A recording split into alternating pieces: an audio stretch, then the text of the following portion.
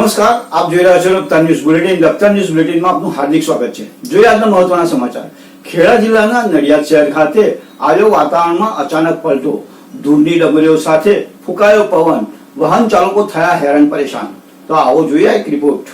નડિયાદ શહેર ખાતે આજે સાંજના 6 વાગ્યે વાતાવરણમાં અચાનક પલટો અને ધૂળની ડમરીઓ સાથે પવન ફૂંકાયો. પવન ફૂંકાતા વાહન ચાલકો થયા હેરાન પરેશાન. સાથે કાળા ડિબાંગ વાદળો સાથે થયો ઝરમર વરસાદીના છાંટા.